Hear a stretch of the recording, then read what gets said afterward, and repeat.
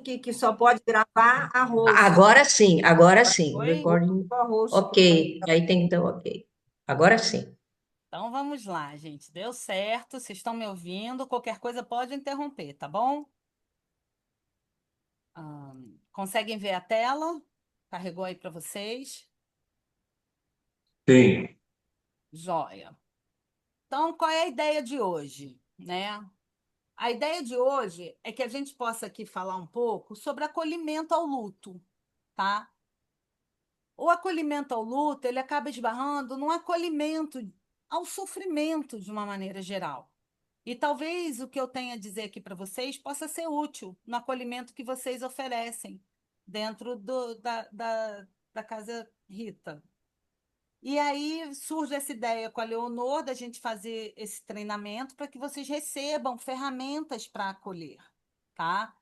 E eu chamo de ferramentas para acolher, ferramentas que me ajudam muito aqui na clínica, tá? São ferramentas de outros autores que eu trabalho aqui na clínica e que eu vou ensinar para vocês a identificar um pouco junto com esses acolhidos de vocês. Então, qual é a ideia aqui? É que a gente veja o que eu estou chamando de luto, tá? Eu vou apresentar para vocês três ferramentas que eu uso muito, e em seguida eu vou apresentar para vocês os 5 passos do acolhimento ao luto, que é um método que eu desenvolvi para que qualquer pessoa possa aprender a lidar com a dor do luto do outro. Porque todo mundo acolhe. A verdade é que tem um vizinho, tem um parente, tem alguém que você acaba fazendo um acolhimento quando você sabe de uma notícia. Então, que seja dentro da fraternidade, que seja dentro da Casa Rita, que seja dentro de onde for, vocês vão fazer um acolhimento ao luto sem saber direito o que fazer. Então, a ideia, quando eu criei os 5 passos do acolhimento ao luto, é que todos tenham uma noção do que dizer, do que não dizer e de como pode fazer isso. Então, é sobre isso que a gente vai trabalhar hoje. Vou me apresentar para quem não me conhece. Eu sou Daniela. Eu sou psicóloga, psicanalista e amo o existencialismo, porque eu ainda não tenho nenhuma formação lá, ainda não cheguei lá no existencialismo na formação, mas de leitura e prática tenho bastante. Eu tenho experiência de mais de 20 anos com cuidados do luto, cuidados de fim de vida, cuidados paliativos. Tenho mestrado dentro da Faculdade de Medicina da Clínica Médica, onde eu trabalhei muito com adesão, dificuldades de adesão. E hoje eu faço doutorado trabalhando com luto perinatal, trazendo a fala dessas mães e pais que passam pela perda perinatal e como que isso, dependendo da assistência que eles recebem, como isso influencia o luto deles. Eu acabei fundando o Espaço Compassivo, onde eu criei essa comunidade compassiva de acolhimento ao luto, que eu faço trabalhos como esse daqui, sabe? Sou facinha, facinha, gente. Onde me chama, eu vou para falar do luto. Adoro falar do luto, adoro falar do meu trabalho, adoro ensinar para os outros sobre o amor. Porque quando a gente está falando de luto, a gente está falando muito sobre o amor que o outro sente. Então vamos lá. Na cabeça de vocês, quando eu falo em luto, o que que vem na cabeça de vocês? Pode escrever no chat, eu prefiro que abra o microfone e fale uma palavrinha para mim. Mas diga Perda, aí, gente. Perda. perda, O que mais? Tristeza, tristeza. Tristeza, Interrupção. interrupção, Dor, dor. Abandono também. aí saudade. eu que não ouvi, Lúcia. Abandono. Abandono. Alguém falou saudade logo depois. Saudade, eu falei saudade. Eu Marina. falei Saudade, dor. Marina. E luto é exatamente isso, gente. É tudo isso que vocês estão falando. Mas luto não é só isso. Luto não é só dor. Luto não é só tristeza. Luto, quando a gente fala em luto, principalmente a gente está falando de amor. O que acontece é que aquela pessoa continua produzindo amor, continua amando. E o que fazer com todo esse amor? De que maneira eu vivo agora produzindo amor, sem ter para onde canalizar, sem ter para onde colocar, sem ter para quem entregar? Porque eu continuo amando um filho que parte, eu continuo amando uma mãe que morreu, Eu continuo amando as pessoas que vão embora. E aí eu vou cuidar do amor. Se esse amor não estiver bem cuidado, ele inflama, vira dor, sofrimento puro. Então, luto é tudo isso que vocês falaram, mas não é só isso. O luto, quando a gente fala em português, existe só essa palavra para o luto. Luto.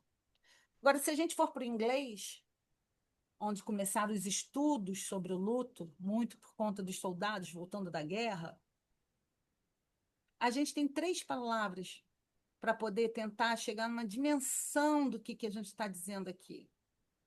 Grief, que seria a experiência socializada do luto, é o que você vai conseguir compartilhar com o outro o que é luto.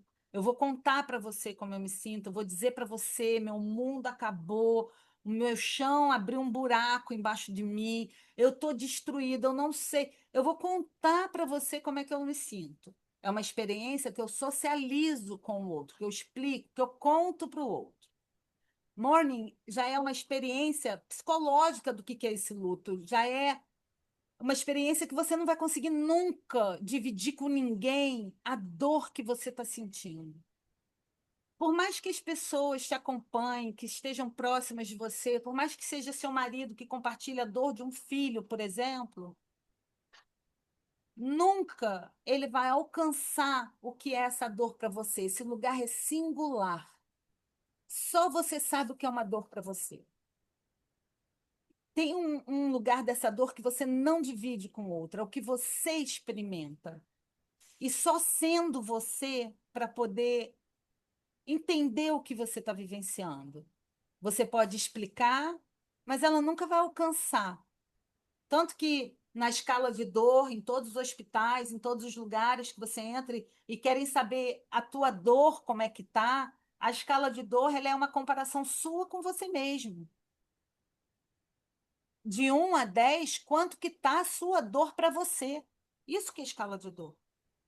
E aí você vai dizer 7, daqui a meia hora eu volto. De 1 a 10, quanto tá a sua dor para você? 8, tá no auge. Eu não tenho como mensurar dor, entende? Então, o luto, ele fala de dor. Dor social, dor espiritual, dor emocional, dor física, dor mental. Ele fala de vários tipos de dor, dor existencial.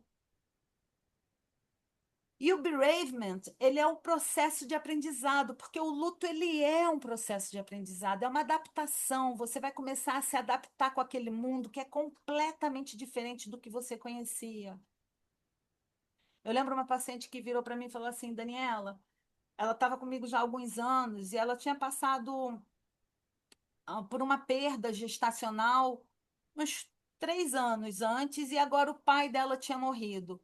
E aí ela vira para mim e fala assim, Daniela, quando meu filho morreu, eu já sabia ser uma pessoa no mundo sem ser mãe. Quando meu pai morreu, eu não nunca existi no mundo sem ser filha do meu pai. Eu não sei como é que faz isso. E aí é um aprendizado, porque é exatamente isso que ela está dizendo. Existia um mundo presumido, existia um mundo que eu esperava, existia um mundo com a minha rotina, com o que eu acordo e sei que eu vou fazer amanhã, um mundo que eu espero que continue rodando e acontecendo de um jeito que eu conheço. Quando tem um luto, esse mundo acaba. É outro mundo agora completamente diferente. E eu vou ter que me readaptar a tudo. Às vezes eu tenho que aprender a escovar o dente de novo. Porque toda vez que eu boto a minha escova de dente dali, eu lembro que a dele não está ali. E isso, para mim, me invade de um jeito que nunca mais escovar o dente foi igual.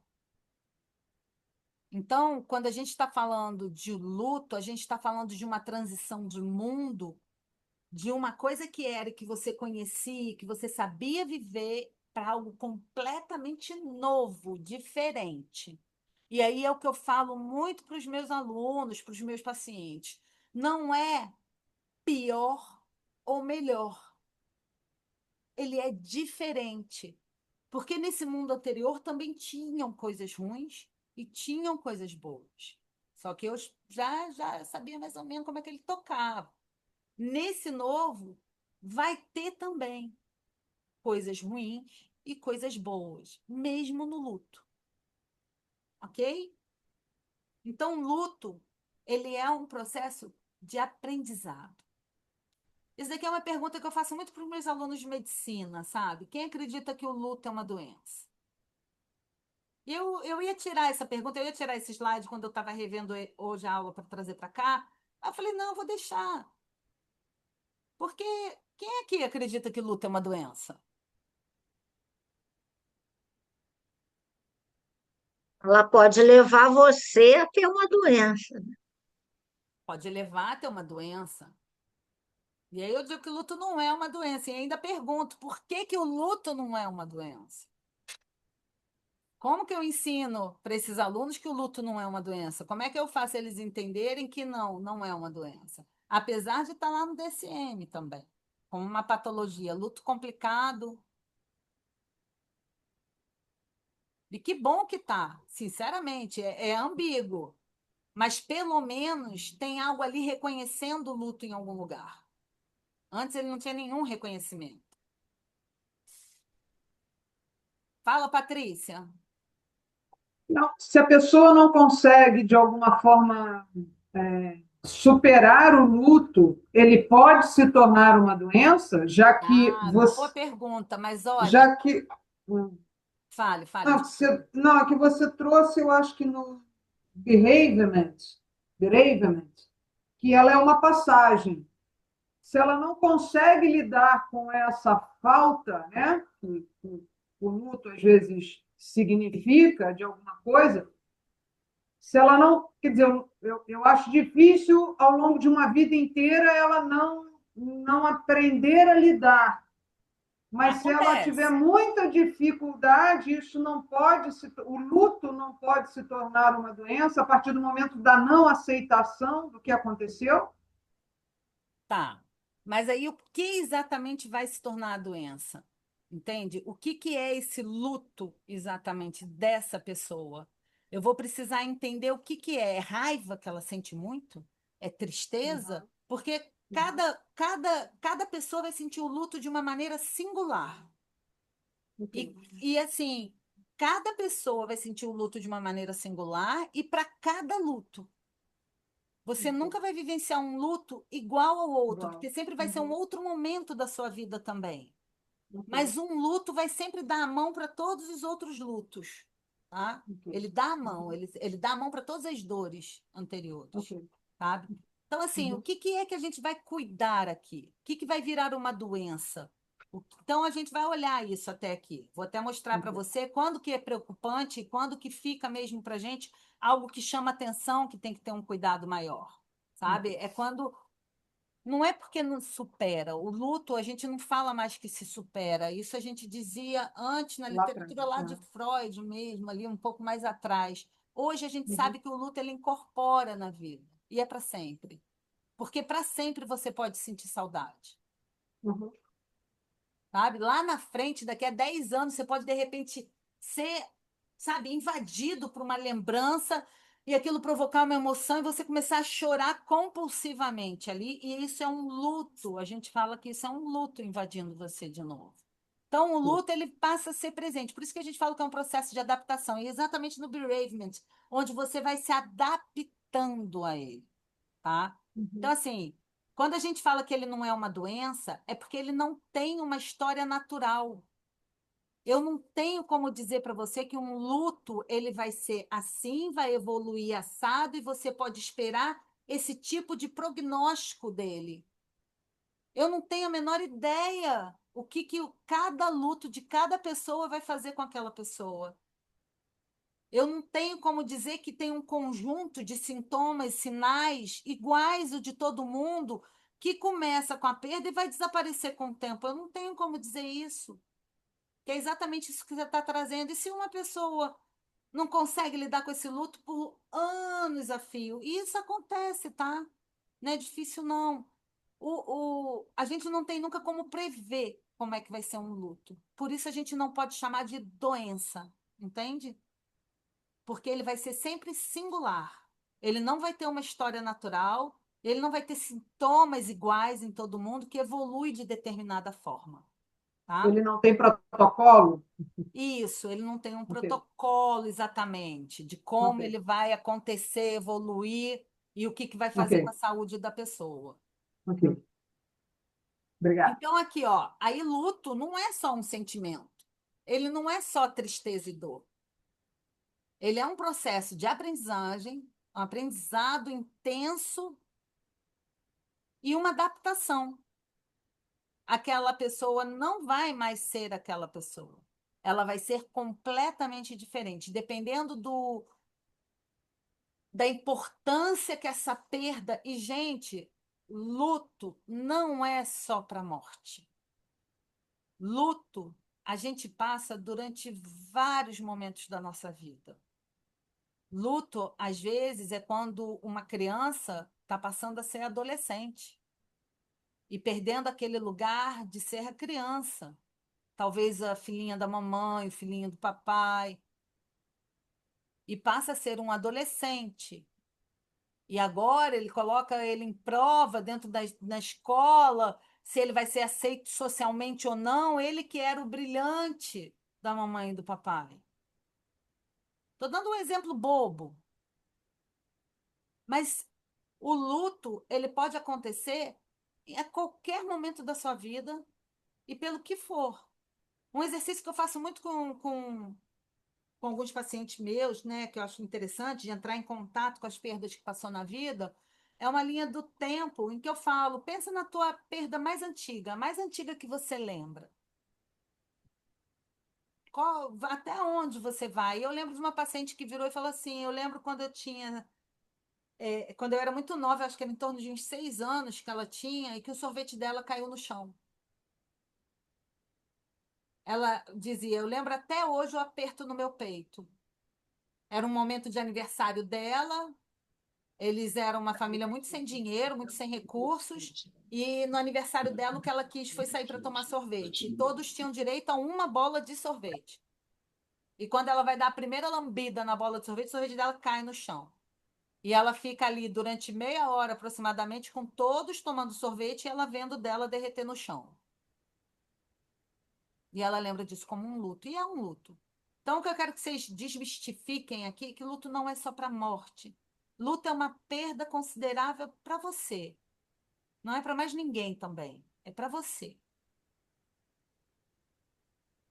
Se vocês tiverem alguma dúvida, vocês falem, tá, gente? Pode falar. Diga, Roque, você levantou a mão aí. Não, concordo contigo, Daniela, que não é só para a morte. Eu vivi um luto por causa de emprego, não por causa de salário.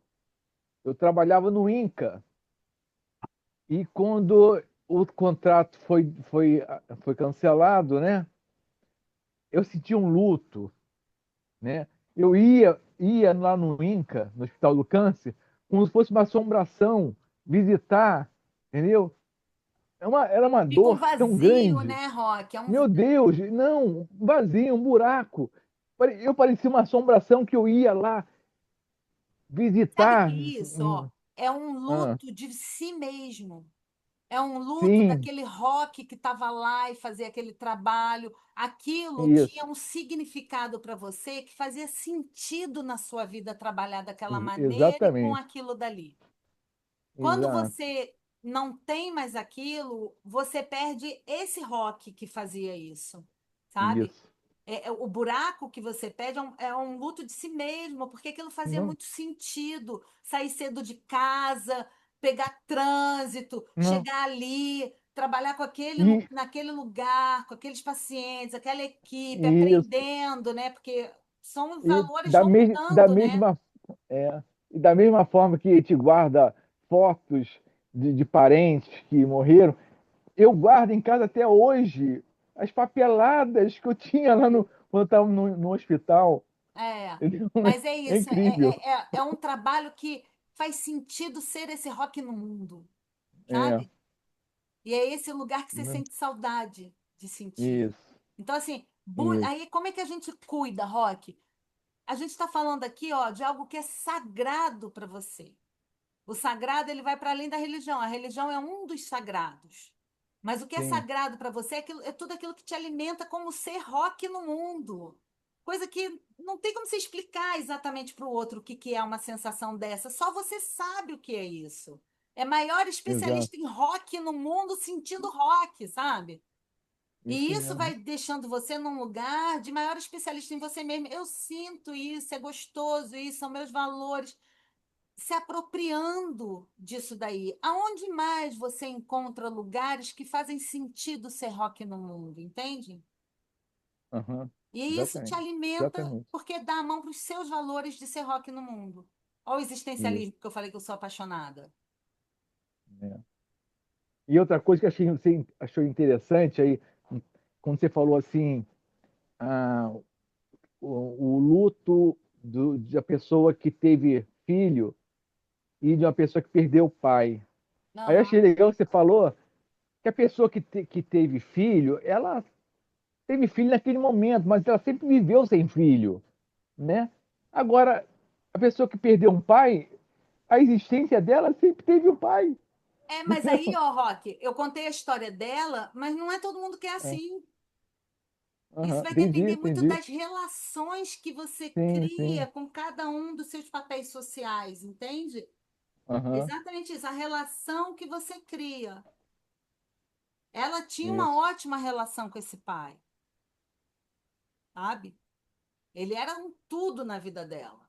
Nem todo pai tem esse lugar na vida de um filho, É, isso. sabe? Tem filho e nem todo mundo vai entender ou sentir como ela a perda de um filho comparado a de um Aham, pai. O luto dela foi dessa maneira, foi o que eu aprendi com o luto aham. dela. Mas é interessante exatamente É isso. interessante, é. Como é difícil de uma pessoa se desconstruir do que ela aprendeu uma vida toda a se fazer num movimento quase que automático, sem nem perceber que ela faz assim. É, você nem percebeu, exatamente. Exatamente. Isso que é o mais difícil É, mesmo. isso. Aí eu vou trazer para vocês, então, as ferramentas, né? Um modelo de dor total, que é um pouco do que eu já comecei a falar com vocês aqui, o processo dual do luto e a rede de apoio. São três fundamentais que eu uso muito na clínica. O que que é o modelo de dor total, gente? O modelo de dor total, ele é da Cicely Saunders. Eu posso mandar para vocês depois o nome da autora.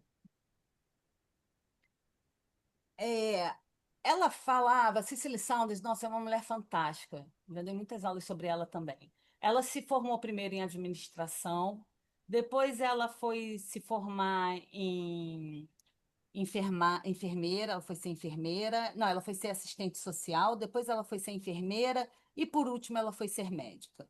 Então ela tinha quatro formações, porque ela começou a perceber muito que os pacientes ao final da vida, ela trabalhava com pacientes ao final da vida. Ela é um grande ícone dos cuidados paliativos. E os pacientes no final da vida, eles tinham dores totais. Não eram só dor física. Então, isso daqui foi o projeto de doutorado dela, que ela traz esse modelo de dor total quando ela termina a medicina. Ela traz esse lugar de vamos olhar para os nossos pacientes com um olhar total. Não é só uma dor física, eles têm uma dor espiritual, eles têm dor emocional e eles têm dor social. O que estamos chamando aqui de cada um desses? É o seguinte: eu trouxe essa adaptação para o luto, tá? Eu migrei o modelo de dor total da Cicely Saunders, nos cuidados paliativos e fim de vida, para o luto. Por quê? Os enlutados, eles também passam por essa dor total. E eu cuido muito deles com essa dor total. Aliás, mesmo sem luto, na clínica eu cuido muito da dor total, de uma maneira geral. Como é que está a tua dor física? Se eu fosse perguntar para você hoje, como é que está teu físico? Como é que está cuidado? Aonde você está no cuidado com o teu físico? Aonde são suas dores? Elas são completamente diferentes das espirituais, das emocionais e das sociais. E, ao mesmo tempo, elas se entrelaçam e estão no mesmo lugar. Por isso que é uma dor total. É como se elas falassem entre elas, sabe? Como se fosse cada uma delas aqui, representada por um desses dedos aqui, e aqui embaixo fosse uma base mesmo em comum, sabe? Na medida que eu cuido de um desses aqui, que eu preencho aqui, né, de energia, é como se ele pudesse passar também para os outros e alimentar os outros. Eles são ligados entre eles. Então, quanto mais cuidado um, mais cuidado todos, sabe? Eles são muito ligados. Então, assim, na dor física, os enlutados, eles sentem muitas mudanças. A memória é um dos que é afetado diretamente.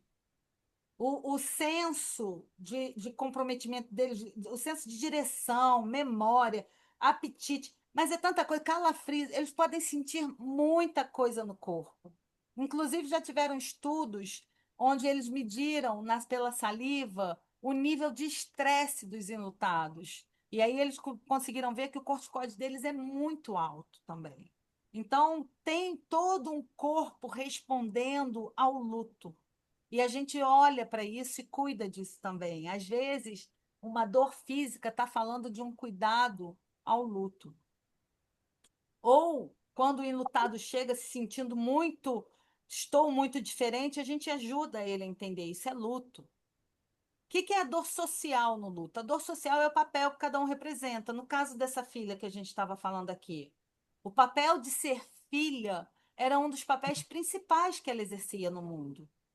Depois vinha ser mãe, ser esposa, ser profissional, irmã, e seja lá amiga, e todos os outros papéis sociais que você exerce no mundo. Cada um desses vai fazer de você alguma coisa. Lembra, você é o maior especialista em você no mundo? Singular? Eles também. Então, nesse encontro, ele é único. Ele é um encontro singular também de um maior especialista em um mundo, um maior especialista em outro no mundo, e um encontro singular. Então, se eu vou encontrar outro maior especialista nele no mundo, o encontro é singular. Entenderam? Vai ser sempre encontros singulares. Então, cuidar dessa dor social é cuidar de cada um desses papéis que você exerce para o outro. E às vezes o luto deixa isso completamente confuso, porque tudo muda. A partir do momento que você é no mundo sem um pai, você não é mais a mesma como esposa, você não é mais a mesma como mãe, você não é mais a mesma como profissional. Tudo muda no mundo, lembra? O mundo mudou, tudo mudou. Seus papéis sociais também precisam ser revistos. Dor emocional é toda essa parte da dimensão psicológica, toda essa parte de você ficar controlando, não vou chamar de controlando porque é impossível controlar, mas você ficar o tempo todo tendo pensamentos intrusivos. Você está aqui de boa, de repente, estou aqui dando uma aula para vocês, aí de repente eu olho para o lado, tomo um susto, porque eu acho que eu vi a pessoa que morreu ali, ou ela abriria essa porta e eu achei que foi ela que entrou. Algo acontece assim que eu fico, sabe, tendo que me regular um tempo do que é real, do que não é, o que morreu, me dando conta. Vocês entendem? Às vezes isso tem um gasto muito grande. Não é difícil uma pessoa enlutada falar que está esperando às 6:30 da tarde a porta abrir, como todos os dias abria daquela pessoa ali. E ela fala, eu fico esperando a pessoa entrar pela porta e a pessoa não entra. Isso é uma regulação emocional que ela vai ter que fazer, sabe? Isso gasta uma energia demais o tempo inteiro. Daniela, a Diga. dor emocional não teria mais a ver com bereavement, que é o sentimento, a sensação de privação, né? Eu Essa acho que palavra todos liga eles muito a entram, sabe, na essa questão da emocional, privação. eu acho que todos É o eles vazio, entram. né? No É no vazio, vazio. porque tem muito isso, sabe, Ana? Tem assim, ó, é, você acaba sentindo a presença no vazio. Então, isso escancara a tua dor, vai apertando o teu peito, sabe? Porque toda vez que eu tenho que regular, que eu achei que eu tinha visto e não vi, eu achei que ia entrar e não entrou, sabe?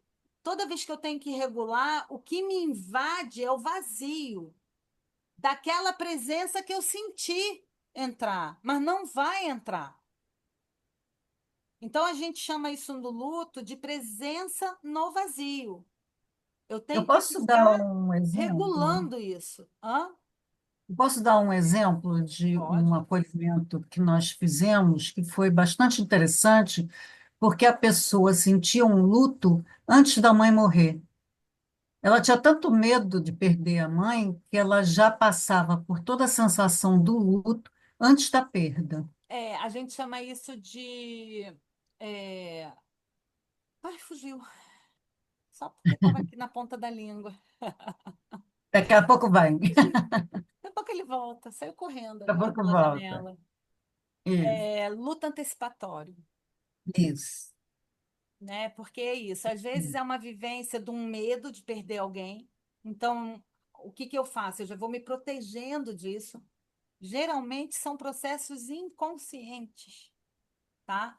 Mas eu vou me proteger de algo que eu tenho muito medo. E aí eu vou me proteger dessa perda, desse luto. Como? Já perdendo.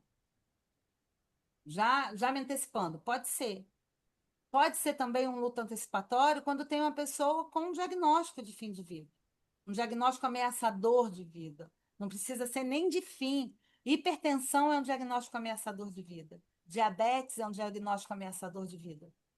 É um diagnóstico onde você vai passar a tomar remédio para o resto da tua vida. Ele pode ameaçar sua vida. Você pode morrer por conta disso. Seria já indicado para cuidados paliativos. Só que na nossa realidade a gente não tem profissionais para isso. Então fica um funil que cuidados paliativos cuida das pessoas no último momento do final da vida dela. Mas é muito nesse lugar do luto antecipatório, entende, Ana? Pode sim ir acontecendo da pessoa ir vivenciando um luto antes da morte acontecer. Isso acontece bastante também. Fala, Fernanda. Ô, Dadá, estou com uma coisa na cabeça. Quando eu perco, né, o meu pai morreu, e para mim isso foi um alívio. Eu posso usar o termo luto, ou luto é só quando você tem algum tipo de perda e que te gera um sofrimento e não um alívio? Usa-se o termo luto? Boa pergunta, porque assim, o alívio geralmente ele anda de mão dada com alguma Tá. culpa. Porque se eu tenho alívio, isso me gera em algum lugar, entende? Pode ser que não, tá? Não é uma regra, nada é uma regra, gente. Tudo é Sim, singular, sim. tudo eu preciso ver cada caso, é Eu não sei, singularidade, o pai foi um tá? abusador a vida inteira, então ele morreu, foi um alívio. Pode ser um alívio, sabe? Mas isso está me falando de uma dor vivenciada. Está me falando Ok, de luto, sim. É, E mas tá. às geralmente, vezes quando já a morreu, está me pessoa falando de outros amada, tipos de luto também. Sim, às ok. vezes a pessoa amada está tão sofrida na sua vida terminal que quando a pessoa morre, você tem um alívio. Quando a minha mãe tinha 10 anos de Alzheimer, quando desencarnou, foi uma bênção. Um Mas dia aí você feliz, Mas aí você já é entra no que a Ana alívio. falou, ô Leonor. Aí você já começou a viver um luto antecipatório lá atrás, quando a tua mãe Ah, morreu. com Você já certeza, viveu muita com perda da tua mãe, certeza, você já chorou muito que ela não é mais, com entende? certeza, com Porque daí você certeza. vai perdendo ao longo o que ela era, sabe? E aí, quando chega esse momento, tem uma aceitação maior, geralmente. Alívio, né? Tem um alívio. Alegria, Mas às vezes, e mesmo esse alegria. alívio nesse momento, eu já cuidei muitas vezes da culpa também, porque assim, como é que eu vou viver agora que ela morreu? Como é que eu vou ser feliz agora que ela não está aqui? Como é que eu vou me sentir tão aliviada porque ela não está aqui? Entende? A Nem gente pode, né? tem um pouquinho Tudo de. pode. E Tudo vice-versa, pode. tá? Toda culpa também pode vir de mão dada com algum alívio. E vice-versa. Eu sempre checo, tá? Vocês vão, eu vou ver aqui. Eu tenho quanto tempo, Leonor? Me ajuda? Só para eu saber. Você, É. em princípio, até 9h15, Ah, mas então tá, dá tempo. se a galera quiser mais e você quiser mais, eu estou aqui. Estamos aqui. Não, vou terminar 9h15. Se a gente quiser mais, a gente continua, tá? Vamos fazer assim. É, Mas aí é isso, gente. Vamos lá, então, para dor emocional. Ficou ok? Tirei as dúvidas de vocês. E dor espiritual. Dor espiritual é aquilo que eu estava falando para vocês. É o que é sagrado para você, sabe? E assim, tem muito paciente ateu que vira e fala: eu não tenho nada sagrado. Eu falo: vamos descobrir. Todo ser humano tem o que é sagrado para você. Sagrado é aquilo que faz sentido para você ser você no mundo. Aonde está o que faz sentido? O que que é sagrado para você? E sagrado pode ser qualquer coisa e é infinito. Tem um monte de sagrado. É porque a gente precisa ensinar a pessoa a olhar, descobrir de novo, sabe? Eu fiz muito isso na pandemia. Eu cuidei muito na pandemia através do sagrado. Ah, mas o meu sagrado é ir para a praia. Ah, mas o meu sagrado é sair. O meu sagrado é estar com os amigos. O meu sagrado... Então tá, vamos descobrir outros. Além desse, quais tem, sabe? Então a gente vai descobrir o que tem. Só que acontece no luto. Esse sagrado, ele é colocado em prova. Como assim? Sabe? Tem uma sensação que o seu sistema todo filosófico de crenças, ele é colocado totalmente à prova. Então, muita coisa pode acontecer dentro do seu sagrado. Tem gente que briga com religião, tem gente que se aproxima da religião. Então, tem muita coisa que pode acontecer com a pessoa em relação a esse sistema de crenças que ela tem, tá? Ah, eu Nós sempre fui. O meu sagrado fizemos, pode ser, eu sou muito boa. Eu sou uma pessoa boa na vida e quem faz o bem recebe o bem. E se morre alguém que eu amo, sabe, o meu sistema de crença acaba.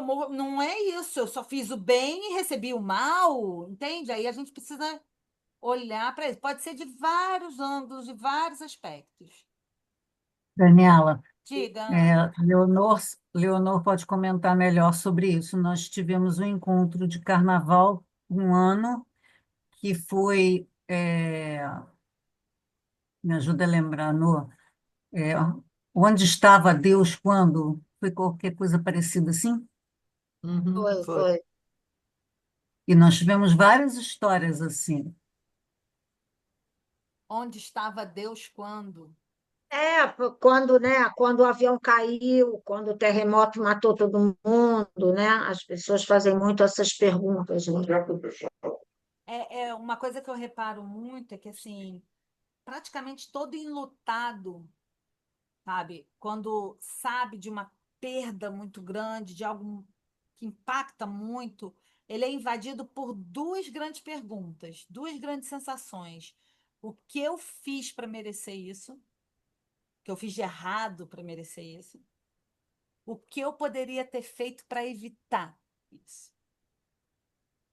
E não é inevitável. Se você sabe da morte de alguém, você vai pensar, sabe, praticamente. E se eu tivesse ligado? E se eu tivesse ido? E se eu tivesse feito? E se eu tivesse ido lá? E se eu tivesse. Sempre vai buscar alguma coisa, sabe? Então, o que vocês estão dizendo é sim. Tem algo que você vai buscar de o que eu fiz de errado? Onde é que Deus estava? Cadê meu Deus que não estava aqui no momento que isso aconteceu? Ah, tem uma coisa que é colocada à prova, assim.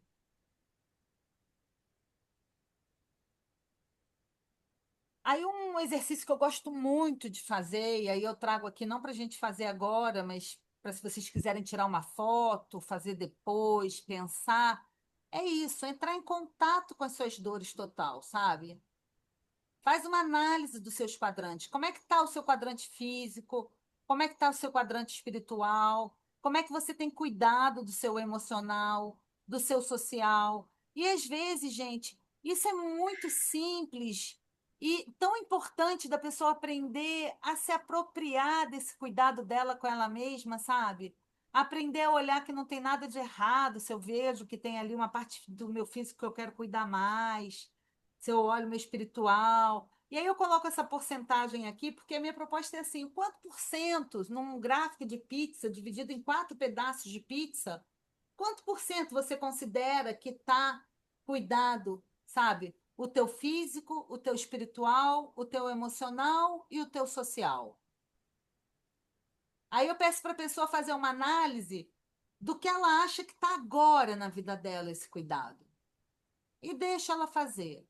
Quando ela termina de fazer, eu pergunto para ela como é que seria um quadrante ideal na tua vida, para você, como que seria o ideal? Ah, o ideal para mim seria 25% para cada. Aí o outro responde: ah, não, o ideal para mim seria o espiritual 30%, sabe? Aí a pessoa pode montar qual seria o teu ideal para você. Ela vai falar, vai justificar. E aí você convida ela a fazer assim, ó. O que que você pode fazer para aproximar um do outro? Do que você faz agora para o que você quer como resultado. Entende? E da pessoa ficar atenta a como que ela tem feito cuidado com ela mesma. Ela se apropriar de um cuidado com ela. Então, esse daqui é um exercício que eu uso muito, tá? Com alunos, uso muito com pacientes, uso bastante. Aqui já é outra ferramenta, que é o processo dual do luto. O processo dual do luto, ele vai mostrar um pouco, acho que até a dúvida da Patrícia, se eu não me engano, que é essa coisa assim de quando supera e quando que está muito forte, que eu falei até que eu ia mostrar. Então, o processo do luto é você entender que o luto, ele não é linear. Ele não é algo que você passa pelos 5 passos da Elizabeth Kubler-Ross e você chega na aceitação e depois da aceitação você nunca mais sente de novo uma raiva. Não. O processo do luto, ele não tem uma ordem, ele é caótico, ele não é linear, nunca vai ser. Então, vai ter momentos que você está bem, vai ter momentos que você está mal. Isso é o luto, isso é a vida, tá? Tem momentos que você está bem, tem momentos que você está mal. Só que o que acontece nesse pêndulo do luto é que no auge do luto ele está enlouquecido, ele não sabe nem para que lado ele vai direito. Isso não tem uma ordem certa, não tem um ritmo certo, não tem um tempo certo. O que que eu estou chamando desse pendular? Tem momentos em que o enlutado ele vai entrar em contato com a dor e ele vai ficar aqui, ó, orientado para perda, para dor, para tudo que não vai ser mais, para tudo que vai ser falta, para aquele vazio, aquela presença no vazio que aperta seu peito, sabe? Que ele nunca mais vai ser. Ele vai ficar aqui, ó, latejando no processo da dor do luto. Luto não é só dor. Aí eu acho que eu respondo a Fernanda, né, Fernanda? Luto não é só dor. Luto não é só sofrimento. Luto não é só tristeza. Luto pendula e você distrai da dor. Você vai para uma outra orientação. Você distrai, você se permite distrair da dor. Você entra em contato com um outro momento, que é um momento de não pensar na dor. É um momento de distração dessa dor. E como que pode ser isso? De várias maneiras. Eu entro em contato com a dor, estou aqui chorando, lembrando como eu amava, que não está mais aqui, ou como não é mais do jeito que era, como eu não sou mais essa pessoa, como o tempo não é mais esse daqui. Tem um lamentar, tem uma dor, tem um sofrimento, eu estou em contato, não tem nada de errado. Eu não tenho que forçar a sair daqui correndo. Eu posso entrar em contato, eu posso sentir tristeza, eu posso sentir medo, eu só vou saber cuidar do meu luto se eu entrar em contato com o que eu sinto, seja lá o que for. Lembra? Luto para cada um vai ser diferente. Então, se eu vou entrar em contato com o meu luto, eu vou conhecer o que ele traz. É raiva, medo, insegurança, tristeza, muito choro, alegria, alívio. Aí é o outro polo. Aí eu distraio dessa dor. Eu sinto alegria. Por que eu sinto alegria? Porque eu não esperava que tanta gente viesse aqui e me dar tanto amor. Eu não esperava que meu pai tivesse tanto suporte, tanto apoio. Eu fico feliz de ver como ele é amado. Eu fico feliz de ver que ele tem uma equipe que cuida dele bem.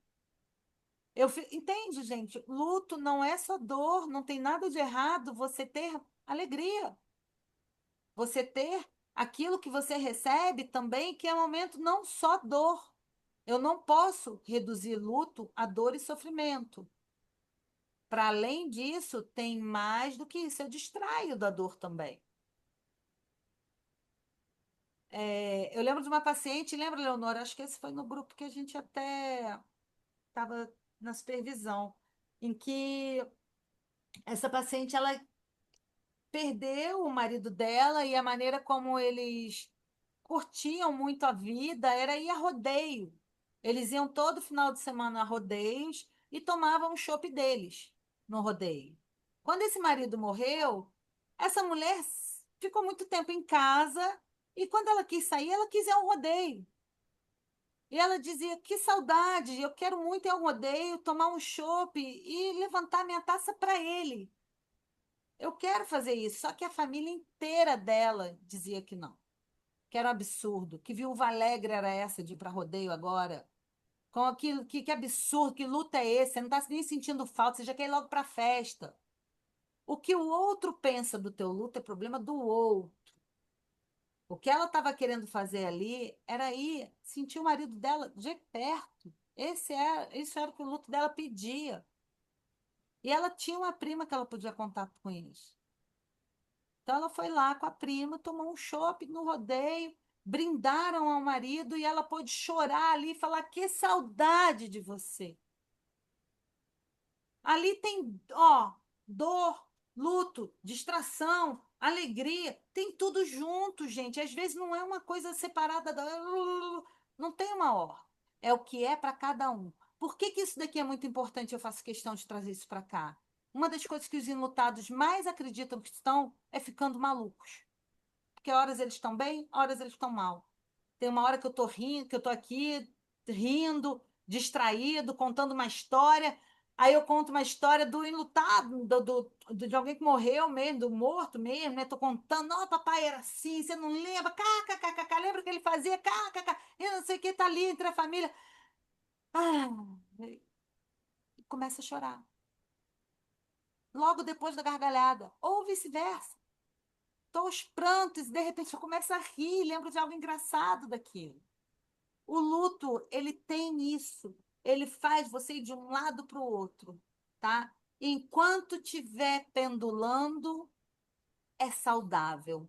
Não importa o ritmo, não importa se foi, tocou, se chegou no meio do caminho e voltou. Se ele está buscando pendular, ele está buscando o equilíbrio. Chama atenção quando é só de um lado, só o tempo todo no polo da dor, sofrimento, tristeza, culpa, raiva, medo, dor, sofrimento, sofrimento. Aí isso daqui é o que DCM lá fala de luto complicado. A gente vai ter que olhar isso daqui e entender esses sentimentos, olhar para ele, cuidar, para que essa pessoa aprenda que está tudo bem ela distrair dessa dor. Ou quando a pessoa não quer entrar em contato com suas dores, ela quer ficar só no polo da dor, do sofrimento, não, ou da distração, de não entrar em contato com dor, de ser pragmático. Às vezes, gente, quando morre, é muito comum, quando morre alguém, uma pessoa da família tem que assumir esse papel pragmático, sabe? Tem que resolver situações. Ele vai para o polo da restauração, da distração, ele não vai estar ali atordoado para resolver problemas burocráticos, vocês estão entendendo?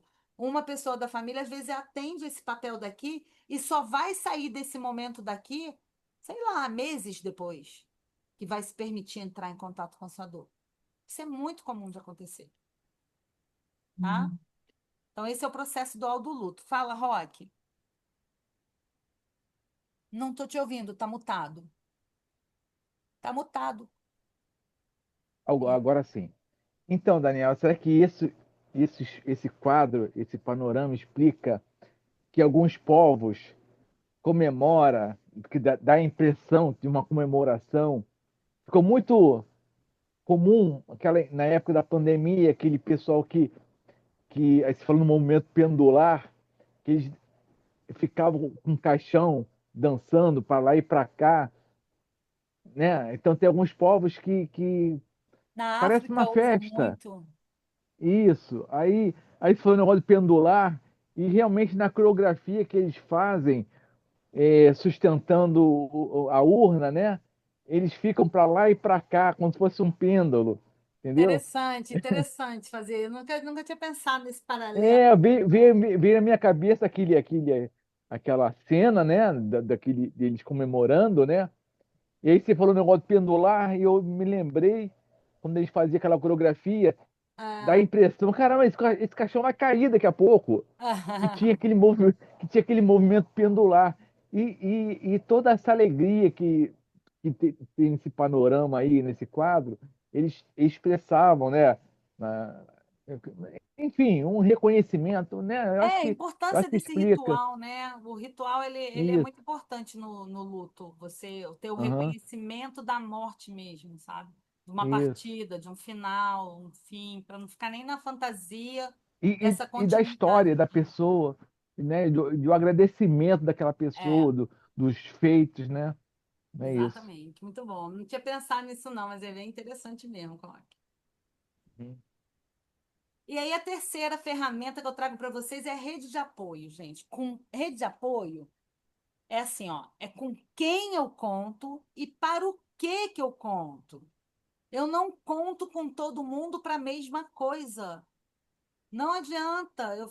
Assim, por quê? O que vai ajudar? Você vai precisar, aquela pessoa ela vai precisar aprender sobre aquela dor dela e descobrir o que ela precisa para cuidar daquilo.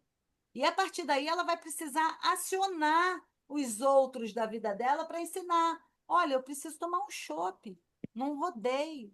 Você pode ir comigo? Ninguém daquela família poderia, mas uma prima podia. Ela não podia contar com a mãe, ela não podia contar com uma amiga, ela não podia contar com ninguém. Ela podia contar com aquela prima para tomar um chopp no rodeio. Com quem eu não vou ficar me frustrando procurando pessoas que não têm para me dar o que eu preciso para cuidar da minha dor. Eu vou buscar quem tem para me dar o que eu preciso para cuidar da minha dor. Outro exemplo, eu lembro muito num grupo de mães de perda gestacional, que uma mãe virou e falou assim: "Ah, eu fico muito triste com meu marido". O grupo ele era para os casais, né, para familiares. Esse é um grupo até da perda gestacional que eu aceito avós no grupo, tia, tio. Quem foi implicado mesmo com essa perda desse bebê pode vir para o grupo da perda gestacional. E nesse grupo vem muito mais mãe, tá? Mãe vem bastante. Pai são os gatos pingados. E não, e vó, raramente, tio, raramente. Mas essa mãe, ela estava sozinha, o marido não estava, mas tinham acho que três maridos ali acompanhando suas companheiras ali naquele grupo de perda. E aí ela fala: quando eu vejo os maridos de vocês aqui, a minha maior dor é que meu marido não está aqui. Ele não me dá apoio no meu luto. Ele está esperando que meu luto acabe. Ele não aguenta mais me ver chorar. Ele olha para mim, passa por aqui, e ele tinha acabado de passar assim atrás, sabe? Vocês viram? Ele acabou de passar aqui. E ele nem vem aqui para tentar participar, para tentar olhar para esse luto dele. E aí eu virei para ela e falei assim: você não pode contar com o seu marido para vir para o grupo, para cuidar do luto no grupo. Você pode contar com ele para alguma coisa no cuidado ao seu luto? Aí ela para, pensa e fala: posso. Ele me ajuda muito a dormir. Eu acho que se não fosse ele no momento de dormir, de estar ali abraçadinho, ele faz carinho na minha barriga, a gente conversa com o nosso neném, mesmo ele não estando mais aqui. E é ali que eu vou dormindo, eu falei, então você pode contar com o seu marido para você dormir no momento de cuidado do seu luto. Sai de um lugar de eu não posso de contar com meu marido para nada. Ele não me enxerga, ele não enxerga a minha dor. Sai desse lugar. Eu não vou esperar, vamos ajustar. Você não pode esperar do teu marido que ele venha para o grupo. mesmo porque é difícil para homem. É muito. O luto do homem é completamente diferente do luto da mulher. A gente vive numa sociedade que ainda é muito machista e ainda diz muito: homem não chora, não demonstre fraquezas, não mostre para ninguém que você tem raiva, tristeza, não mostre suas culpas, não mostre sentimentos de fraqueza. Então, tem um lugar, sabe, muito a ser aprendido diferente. Se todos têm que aprender, independente do sexo, todos têm que aprender. Mas homem está inserido de uma maneira, mulher está inserido de outra maneira na nossa sociedade, nessa forma de lidar com o luto. Geralmente, o que o homem ouve é: você tem que ser forte por ela, hein? E não é difícil eu ouvir isso de homem lutado aqui na clínica. Eu tive que engolir muito a minha dor porque eu tinha que ser forte pela minha mulher. Então, a gente precisa ajudar a pessoa a entender com quem eu conto e para o que eu conto. Ficou claro isso para vocês? Então, vamos lá. Atenção, Leonor. Eu não vou fazer exercício. 8:50. Obrigada. Olha só, esse daqui é um exercício também que eu vou deixar para, se vocês quiserem fazer, que é muito bom, sabe? Vocês pensarem nas suas próprias perdas. Se eu tivesse mais tempo, eu dividiria vocês em duplas e pediria para um contar para o outro sobre as suas 5 principais perdas na vida. Por que 5? Eu quero que você entre em contato com aquela lá também, ó. Tá lá atrás. E aí você contaria, por que essa perda é significativa? O que estava acontecendo com você, na sua vida, com o mundo naquele momento? O que aconteceu com você e com sua vida depois? O que você aprendeu que foi fundamental para ser você quem você é hoje? E no que essas perdas influenciaram para você estar aqui? No que essas perdas influenciaram para cada um de vocês fazer o trabalho voluntário que vocês fazem no acolhimento?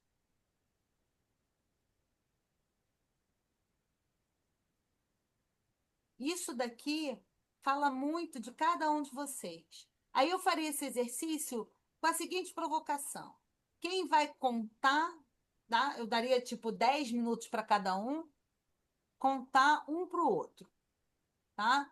Quem conta, fica atento a como é, o que você sente, como você percebeu sua fala, como você se percebeu falando de algo tão dolorido, tão íntimo.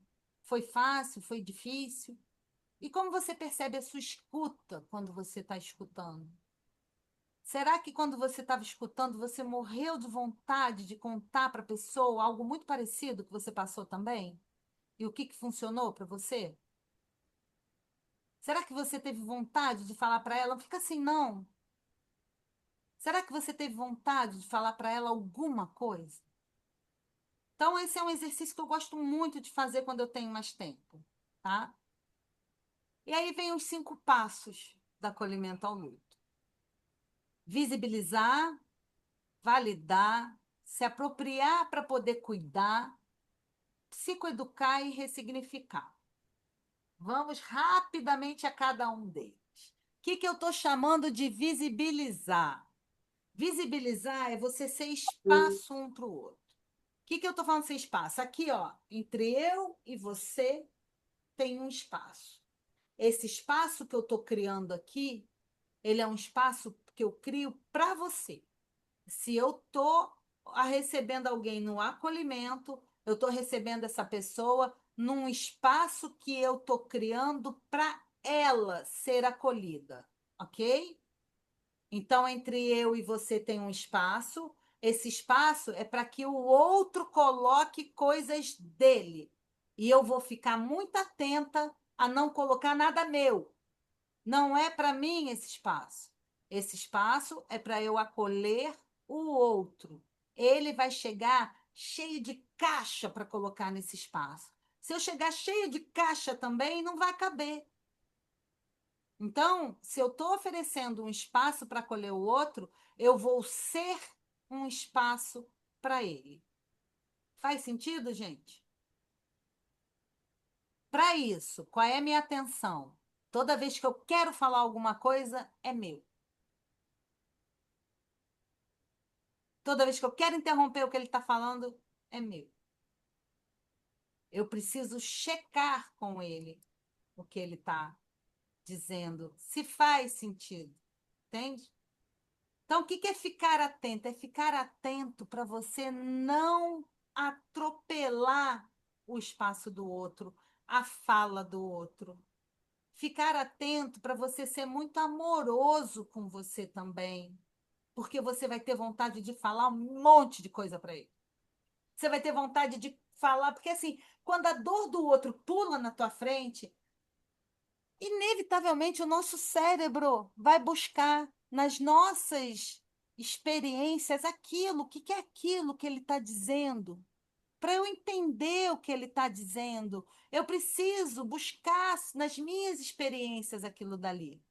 Eu preciso entender que eu faço isso, eu preciso ficar atento para, ó, aquilo dali que está pulando aqui de repente é meu, sabe? Eu queria falar uma experiência minha, eu queria falar alguma coisa para o outro, eu vou notar, eu vou ficar atento, isso é meu, isso não é dele. Eu vou cuidar disso, eu vou colocar ao lado. Não é que você não pode ter vontade disso. Toda vez que eu tenho vontade, eu noto que eu tive vontade de falar alguma coisa e coloco aqui do lado. Deixa eu primeiro acabar de ouvir o que essa pessoa está dizendo. Às vezes, num acolhimento, gente, o que a pessoa mais precisa é falar. E ela vai querer usar esse tempo e espaço dela. O que acontece com a gente que está acolhendo é que a gente vai querer falar também sobre gente. Fiquem atentos. Esse é um espaço para o outro que você está criando. Não abafar o que o outro está sentindo. E aí, gente, não importa se o que ele sente é tristeza, se é raiva, se é culpa. Ó, imagina, esse exemplo eu trago sempre, tá? Quem já viu alguma aula minha sabe que eu trago esse exemplo porque ele é forte, tá? Tem culpas, tem raivas, tem tristezas que a gente não vai fazer sair dali.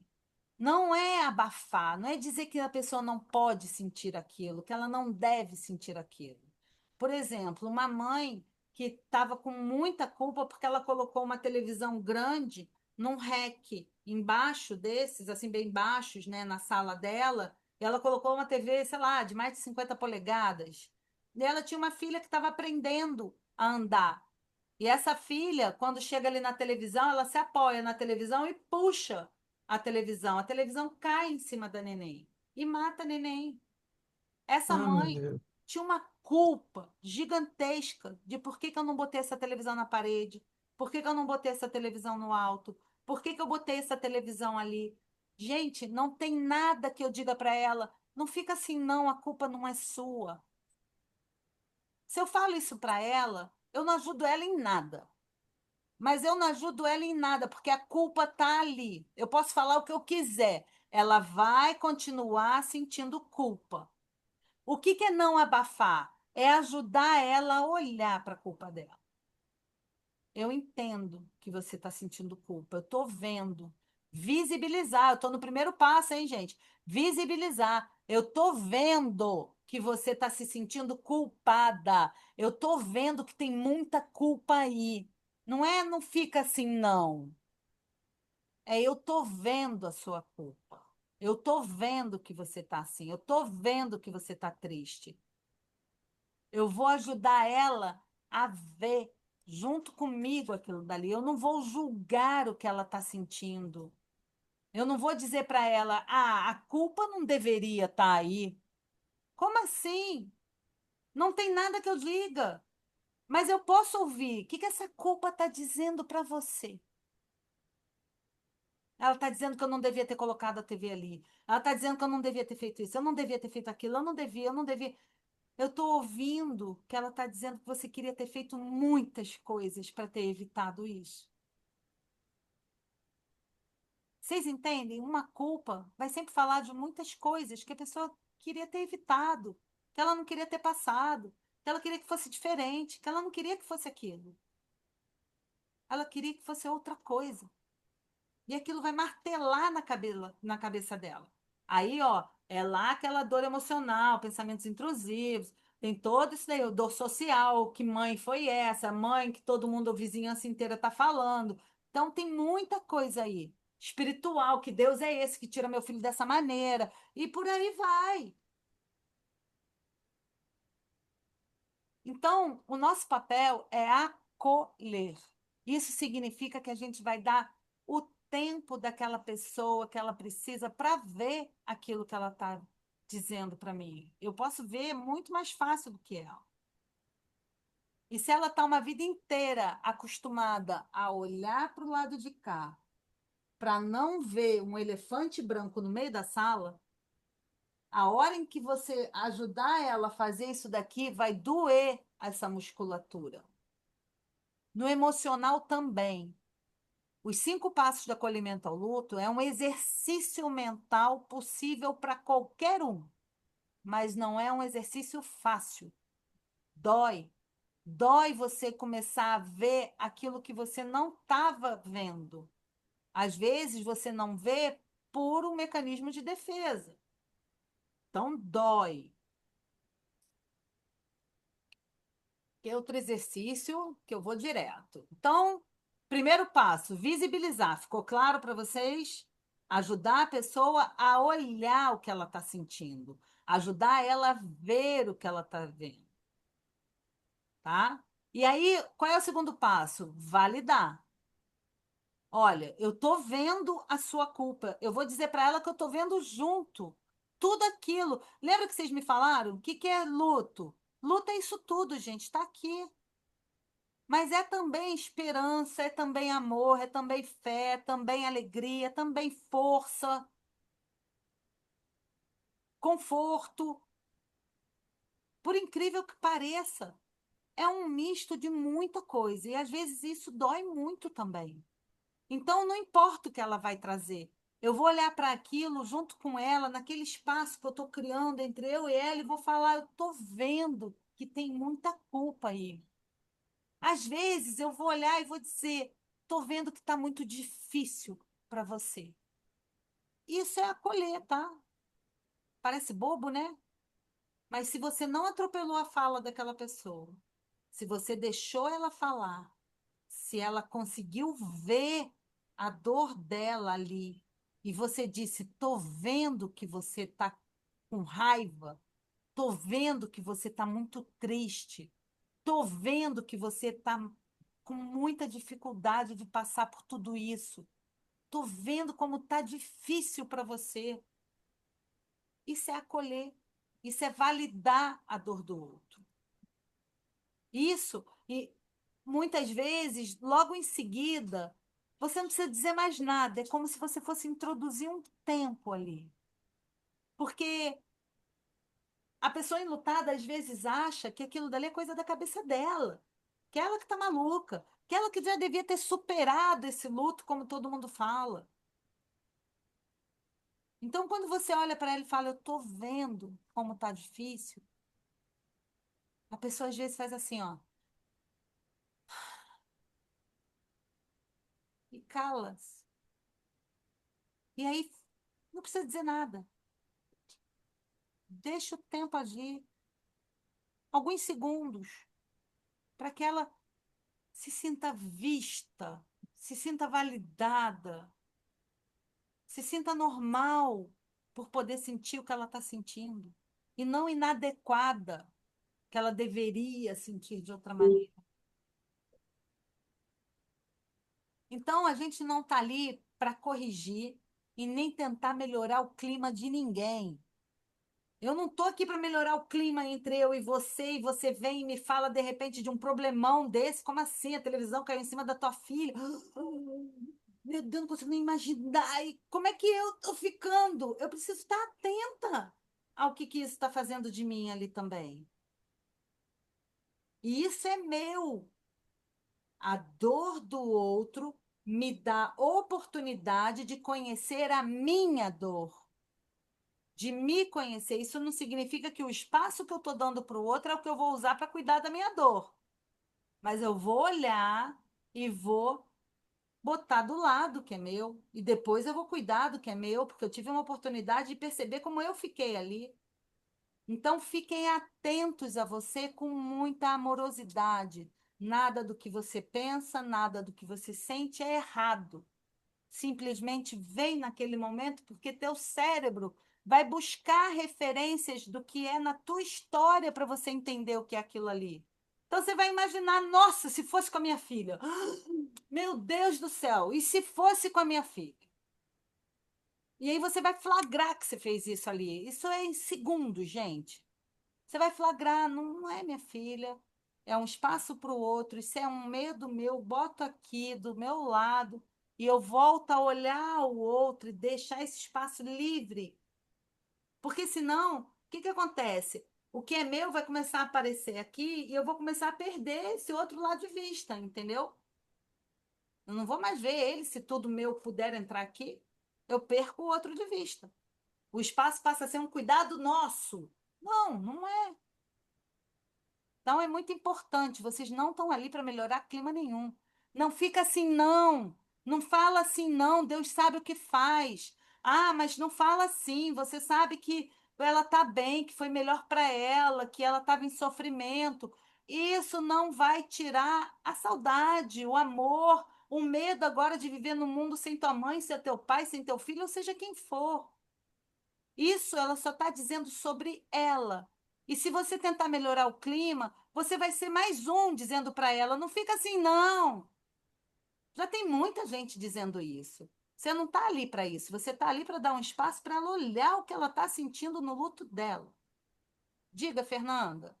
E no caso, né, do nosso trabalho, né, que é uma casa espírita, não, não fica assim não, já já vocês vão se encontrar no plano espiritual, né? Exato. Eu tive uma aluna que ela desenvolveu comigo um grupo para acolhimento ao luto dentro de uma casa espírita, porque ela falou, eu não senti o meu luto validado.